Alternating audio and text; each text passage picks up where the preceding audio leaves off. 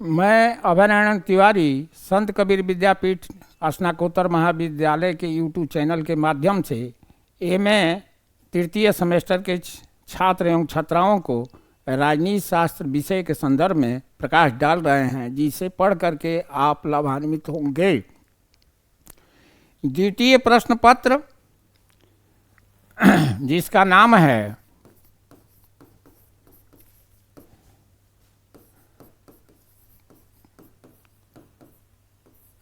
विदेश नीति। विदेश नीति में भारत की विदेश नीति पढ़ना है। भारत की विदेश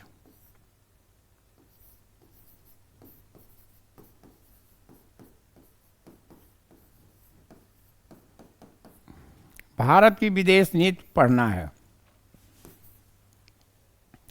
विदेश नीति क्या है?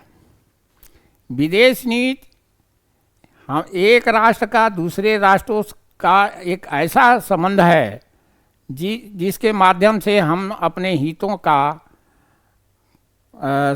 साध्य प्राप्त करते हैं कि हमें कौन सा राष्ट्र से किस प्रकार से व्यवहार करना चाहिए जिससे हमारी राष्ट्रीय हितों की पूर्ति हो सके। इसको विभिन्न विद्वान ने विभिन्न प्रकार से परिभाषित किया है, जिसमें नॉर्मल हिल का परिभाषा यहाँ नॉर्मल हिल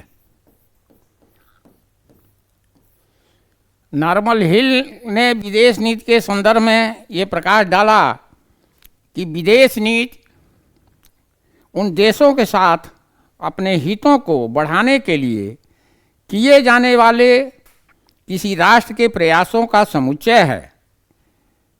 किए जाने वाले प्रयासों का राष्ट्र का समुच्चय है।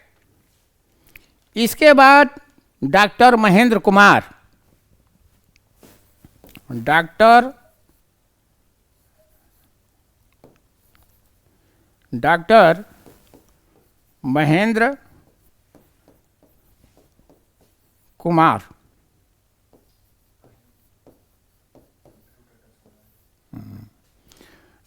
महेंद्र कुमार अंतर्राष्ट्रीय राजनीति पर किताब भी लिखे हैं और इनकी किताब काफ़ी उपयोगी है। ये किताब इंग्लिश में भी है और हिंदी मीडियम में भी है।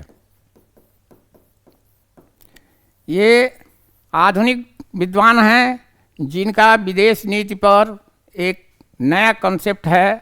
उनका कहना है कि विदेश नीति कार्यों की सोचो समझो दिशा है जिसे राष्ट्रीय हित की विचारधारा के अनुसार विदेशी संबंधों में उद्देश्यों को प्राप्त किया जाता है। अपने उद्देश्यों राष्ट्रीय हितों की उद्देश्यों की प्राप्ति किया जाता है। एक ये ऐसा नीति है, ये उभर करके आया कि हमारे राष्ट्र की एक ऐसी पॉलिसी है जो दूसरे राष्ट्रों के प्रति हम एक ऐसा नीति का अनुसरण करते हैं जिससे हमारी हितों की पूर्ति हो सके, राष्ट्रीय हितों की पूर्ति हो सके। इसके लिए हम साम दाम दंड भेद सब तरीके से स्टेप उठाते हैं, कदम उठाते हैं और विश्व के जितने भी राष्ट्र हैं जो संप्रभु हैं, जो स्वतंत्र हैं, इसका अनुसरण करते हैं इस नीतियों का। ये बात जरूर है कि चीन की विदेश नीति कुछ दूसरी है, अमेरिका की विदेश नीति कुछ दूसरी है, ब्रिटेन की विदेश नीति कुछ और है, अरब कंट्रियों की विदेश नीति कुछ और है, भारत की विदेश नीति कुछ और है। तो यहाँ पर हम थोड़ा सा प्रकाश डालें अमेरिका की। तो अमेरिकी विदेश नीति की बात करें, इसलिए थोड़ा थोड़ा जानना जरूरी है कि भारत का अमेरिका से संबंधों के बारे में भी चर्चा करना है। तो ये जान लें कि अमेरिका हमेशा ही विश्व में एक महाशक्ति के रूप में भूमिका निभाता है, चाहे यूएनओ के सुरक्षा परिषद के माध्यम से हो, चाहे नाटो संगठन के माध्यम से हो, चाहे तेल संकट के मामले में हो। इसकी नीति हमेशा यही रही है कि हमारा पूरे विश्व में दबदबा रहे। इसके लिए उनके पास परमाणु हथियार भी हैं, जिसके आधार पर दुनिया के कमज़ोर राष्ट्रों को हमेशा धौंस अमेरिका देता रहता है, अपनी बात मनवाता है। आप देखे होंगे कि इराक से जब युद्ध हुआ था उस समय अमेरिका के इशारे पर सद्दाम हुसैन को पकड़ लिया गया, इराक को तहस नहस कर दिया गया। इराक ईरान युद्ध में भी ईरान का हमेशा समर्थन अमेरिका ने किया। अमेरिका जिधर से होता है उधर से विजय प्राप्त होने की संभावना ज़्यादा रहती है। लेकिन हम देखते हैं कि 1991 के पहले जिस समय सोवियत संघ मार्क्सवादी विचारधारा के आधार पर साम्यवाद का कंसेप्ट देता है और एक महाशक्ति के रूप में सेकंड वर्ल्ड वॉर के बाद उभरता है, उभरने के बाद एक संतुलन करने की कोशिश करता है।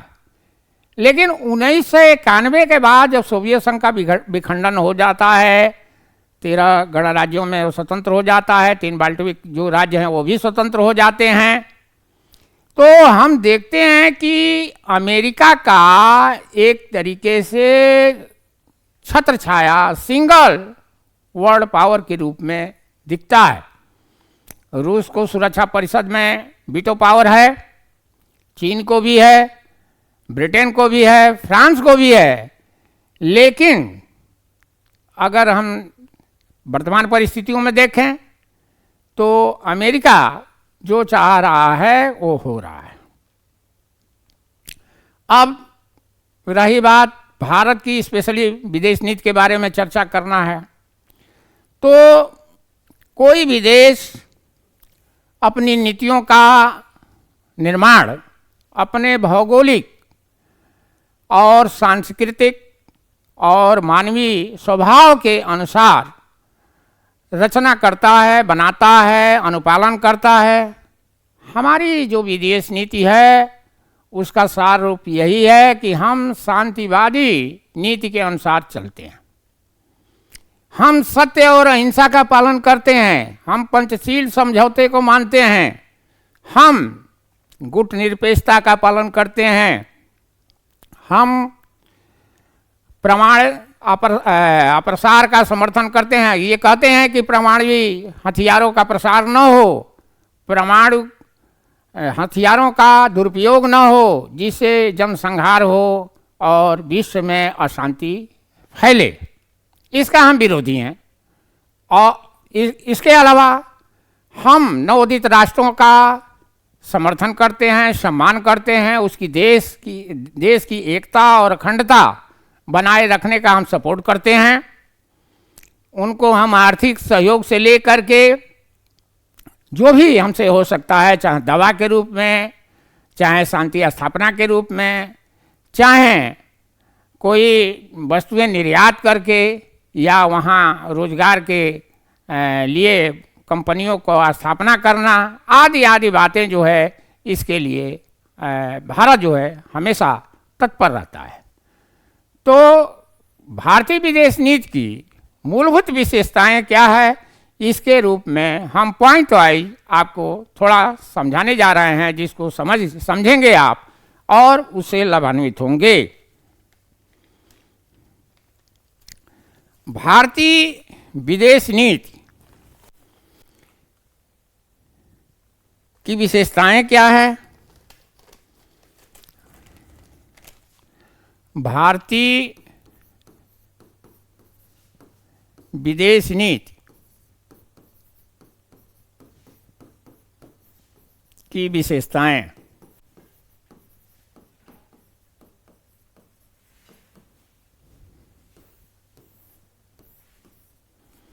भारतीय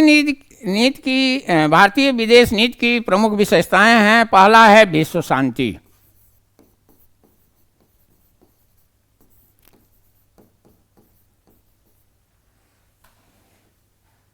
विश्व शांति, हम विश्व में शांति चाहते हैं।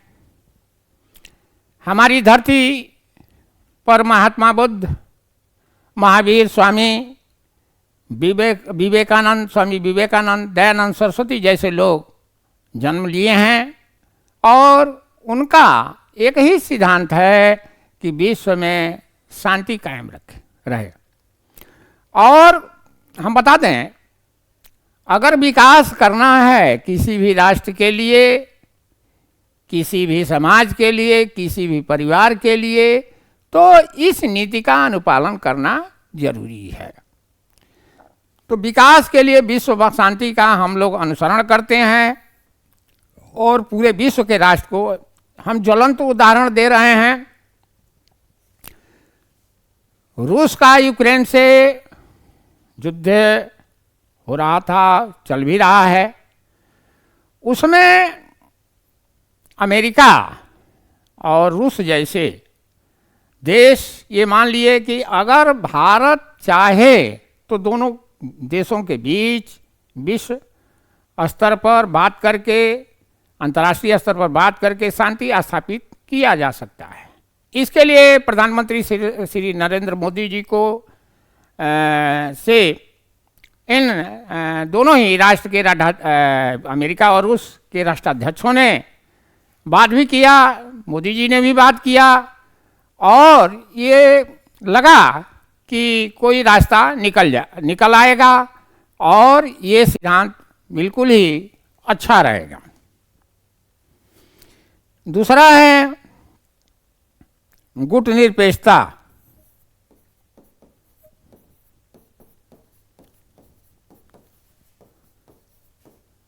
हमारी विदेश नीति की दूसरी पहचान है गुटनिरपेक्षता। गुटनिरपेक्षता का मतलब ये है कि हम किसी भी गुट में नहीं हैं। हम देखते हैं कि सेकेंड वर्ल्ड वार के बाद या सेकेंड वर्ल्ड वार के पहले भी आप एक तरफ धुरी राष्ट्र थे और एक तरफ मित्र राष्ट्र थे। तो कहने का मतलब सेकेंड वर्ल्ड वार में भी देखते हैं कि दो गुट था और सेकेंड वर्ल्ड वार के बाद भी दो गुट यानी दो विचारधाराओं पर, एक तरफ समाजवादी विचारधारा के खेमा था जिसका लीडरशिप सोवियत संघ कर रहा था और दूसरे तरफ पूंजीवादी या उदारवादी विचारधारा को कहें तो उसका नेतृत्व अमेरिका कर रहा था। ये सेकेंड वर्ल्ड वार के बाद से हमेशा अशांति फैला रहा गुटबाजी के कारण से। कहीं एक तरफ अमेरिका नाटो की स्थापना करता है कुछ राष्ट्रों को लेकर के, तो दूसरे तरफ सोवियत संघ वार्सा पैक्ट और तमाम तरह के सीटों और तमाम तरह के पैक्ट करके उधर अपना गुट अलग बनाता है। परिणाम स्वरूप दोनों ही गुटों में तानातानी होता है और शीत युद्ध का स्वरूप ग्रहण कर लेता है। कभी कभी तो ऐसा होता है जैसे माना जाए कि तृतीय विश्व युद्ध का आयोजन न हो जाए, शुभारंभ न हो जाए, लेकिन किन्हीं न किन्हीं कारणों से ये टलता जा रहा था। तो ऐसे में भारत ने देखा कि हम किसी भी गुट में नहीं रहेंगे। कारण क्या है कि अगर हम अमेरिकी खेमे में जाते हैं तो हमारी जो शांतिवादी नीति है वो धूमिल हो जाती है। सोवियत संघ में जाते हैं तो संवादी विचारधारा से पूर्ण रूप से प्रभावित होते हैं, उनकी बातों को मानते हैं। ऐसे में भारत स्वतंत्र एक नीति पर चलता है और कहता है कि हम किसी भी गुट में नहीं रहेंगे। आपको बता दें गुटनिरपेक्षता का बारे में इतिहास। तो गुटनिरपेक्षता का कंसेप्ट जो है बांडुंग सम्मेलन में 1955 ईस्वी में आया और 1961 ईस्वी में गुटनिरपेक्ष आंदोलन का प्रथम मीटिंग हुई और गुटनिरपेक्ष संगठन को खड़ा करने में पंडित जवाहरलाल नेहरू, नासिर और टीटो जैसे राष्ट्रपति का योगदान रहा।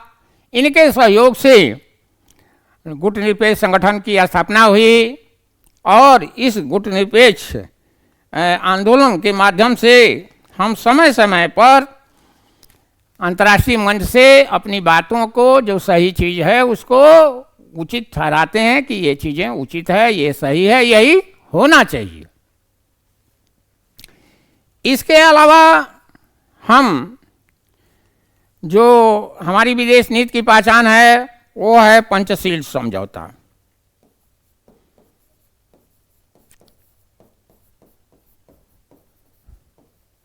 पंचशील समझौता जो है, हम देखते हैं कि 1954 ईस्वी में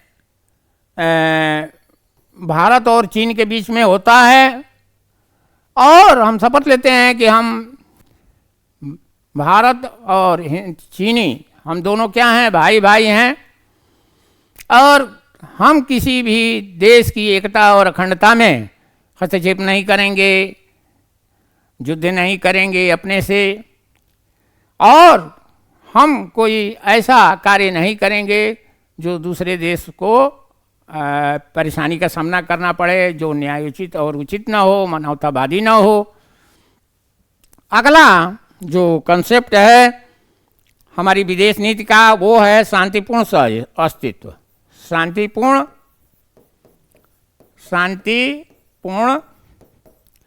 सहअस्तित्व।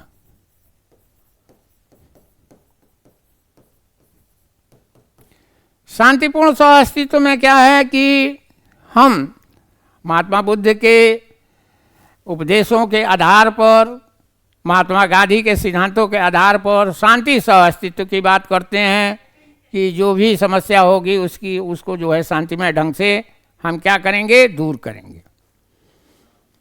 अगला जो कंसेप्ट है वो है रंग भेद नीति का विरोध। रंग भेद नीति का विरोध। देखते हैं, आप सुने होंगे दक्षिण अफ्रीका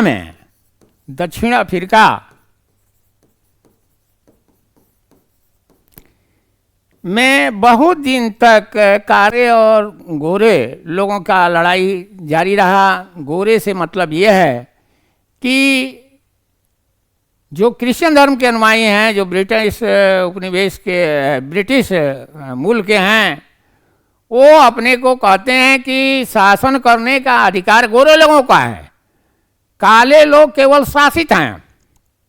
आप कंसेप्ट देखे होंगे, अरस्तु के विचार में भी स्वामी और दास का कंसेप्ट है। स्वामी शासन करेगा, स्वामी को नागरिकता मिलेगी, स्वामी शासन करेगा, लेकिन दास केवल घरेलू नौकर का कार्य करेगा और उसका तुलना ये कह दिया जाए कि जैसे पशुवत व्यवहार होता है उस प्रकार से व्यवहार दासों के लिए बताया गया है कि दास को यही, यानी दास के अंतर्गत विवेक हीनता होगी, उनको सोचने समझने की क्षमता नहीं होगी कि क्या सही है और क्या गलत है। क्योंकि जब सोचने समझने की क्षमता होगी, अगर वो बौद्धिक हो जाएंगे तब तो वो निर्णय स्वयं लेने लगेंगे कि क्या करना चाहिए, क्या नहीं करना चाहिए, क्या अच्छा है, क्या बुरा है। नेक्स्ट तो दक्षिण अफ्रीका की बात कर दें तो दक्षिण अफ्रीका में नेल्सन मंडेला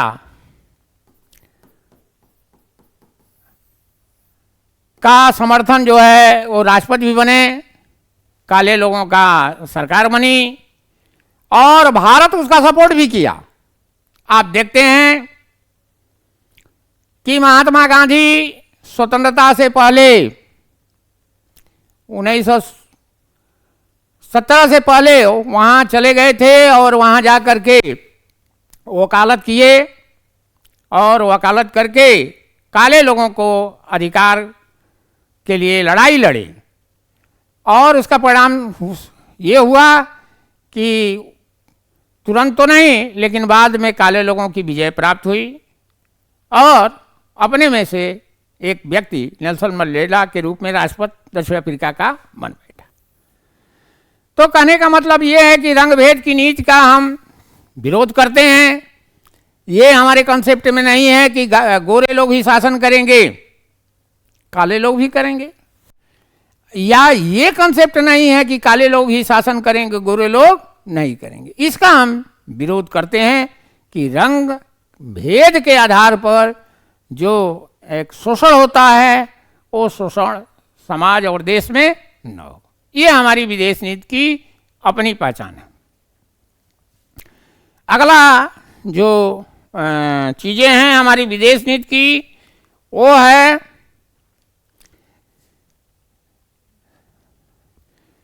संस्कृति।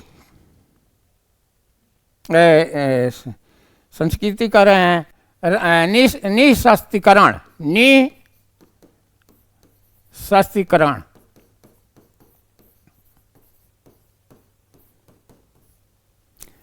निःशस्त्रीकरण का मतलब यह है कि हम कोई ऐसा परमाणु हथियार नहीं बनाएंगे जिससे विश्व में अशांति फैले, विश्व का विनाश हो। तो हम निःशस्त्रीकरण का पालन करते हैं हमारी नीति में। लेकिन ये बता दें कि हम निःशस्त्रीकरण का सिद्धांत तो देते हैं, लेकिन ऐसा नहीं है कि हमारे देश में शस्त्र न हो या अमेरिका में शस्त्र न हो या चीन के पास शस्त्र न हो, लेकिन हम उसका विरोध करते हैं जो परमाणु हथियार का जखीरा रखे हुए हैं और उसके ध्वंस पर अपनी बात गलत को सही साबित कराते हैं या अत्याचार करते हैं। तो हमारे कहने का मतलब यह है कि शस्त्रों की होड़ ना हो और शस्त्र का दुरुपयोग ना हो, तो इसका हम अनुपालन करते हैं। अगला, इसी कारण से हम परमाणु अप्रसार संधि की बात अमेरिका या जो भी पश्चात्य देश कहते हैं तो भारत उसका सपोर्ट करता है। अगला है एफ्रो एशियाई एकता। एफ्रो एशियाई एकता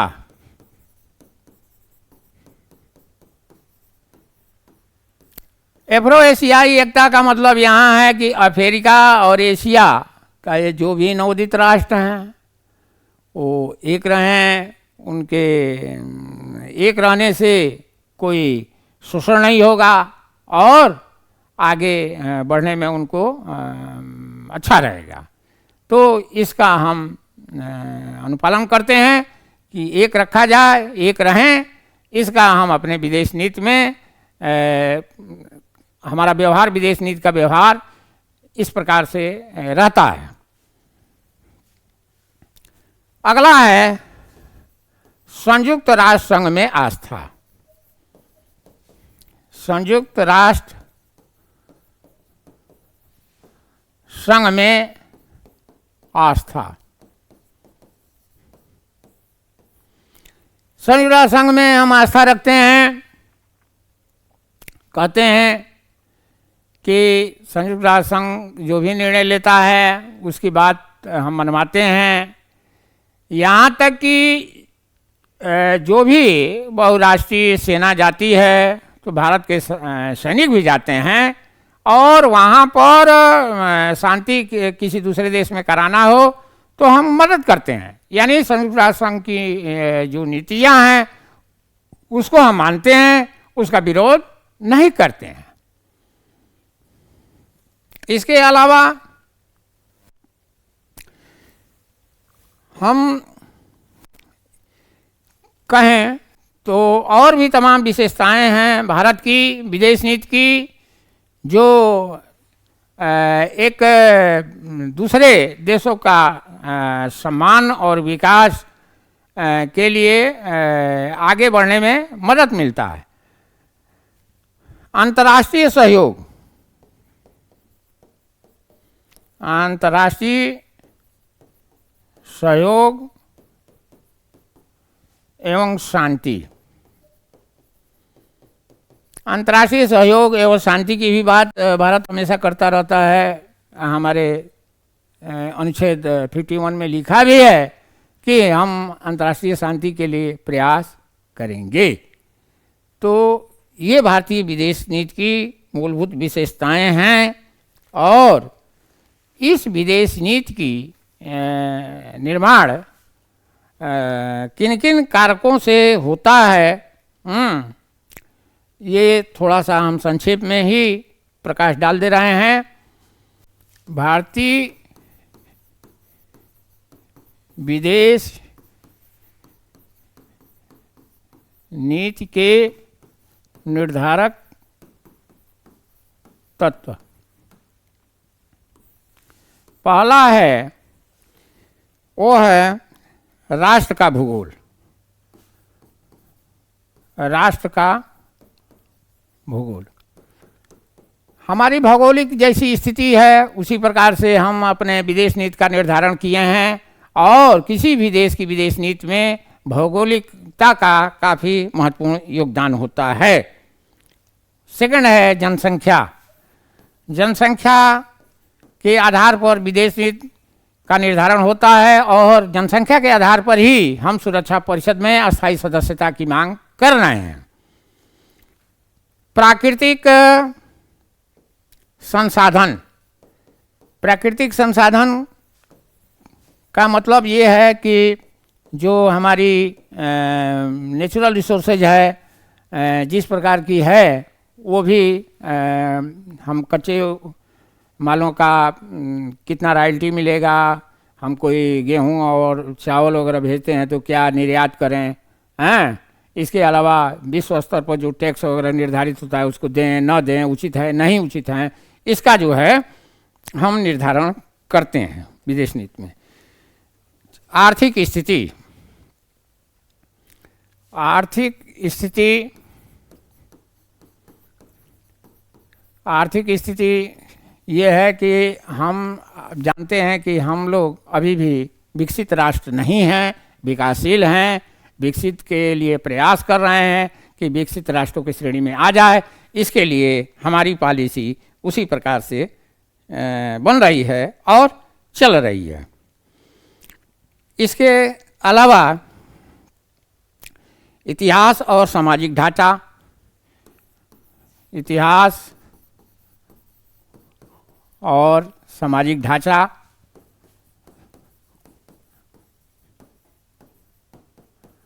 इतिहास में हम बता दें कि हमारी जो महात्मा बुद्ध के और महावीर स्वामी के देश होने के नाते और उनकी बताए हुए उपदेशों के आधार पर हमारी विदेश नीति बनी हुई है। इसके अलावा हमारी जो सामाजिक ढांचा, पारिवारिक एकता और अनुशासन वगैरह की बात जो है वो विदेश नीति में भी झलकता है। इसके लिए और है विचारधारा। विचारधारा, हमारी जो विचारधाराएं हैं वो उदारवादी और समाजवादी विचारधाराओं दोनों का मिला हुआ स्वरूप है जो हमारी विदेश नीति में झलकती है। अगला है विश्व जनमत। विश्व जनमत हम अपने विदेश नीति का निर्माण किए हैं जिससे विश्व के लेवल पर भारत को समर्थन मिले, कोई किसी राष्ट्र जो है हमारे खिलाफ ना जाए, ये हमारी पूरी कोशिश रहती है। राष्ट्र की तकनीकी प्रगति, राष्ट्र की तकनीकी प्रगति यानी हमारी टेक्नोलॉजी भी विदेश नीति को निर्धारित करती है कि किस हमारे जो भी बौद्धिक संपदा हैं अगर हम बनाते हैं तो विश्व के लोग अगर हमारे यहाँ ओरिजिन है तो उसकी रॉयल्टी दें। इसका हमारे विदेश नीति में हमेशा अनवरत प्रयास रहता है। इसके अलावा जो नेक्स्ट चर्चा किया जा सकता है वो चर्चा किया जा सकता है कि देश की आंतरिक और बाह्य परिस्थितियाँ।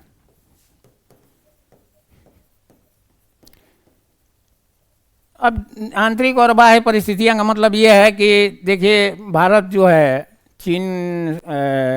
भारत और चीन का संबंध जो है तिब्बत को लेकर के, एक छोटा सा उदाहरण करें तो तिब्बत स्वतंत्र देश अपने को मानता था और भारत कोशिश किया कि तिब्बत अलग राष्ट्र बने, लेकिन बाह्य परिस्थितियाँ ऐसी नहीं थी कि खुले मन से वो तिब्बत को का जो है विरोध करें।